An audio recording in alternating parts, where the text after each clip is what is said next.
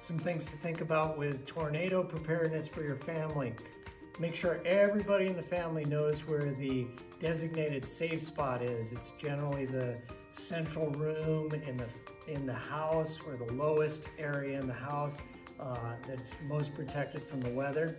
Have a meeting point set up outside of your house in case people need to reunify after the event.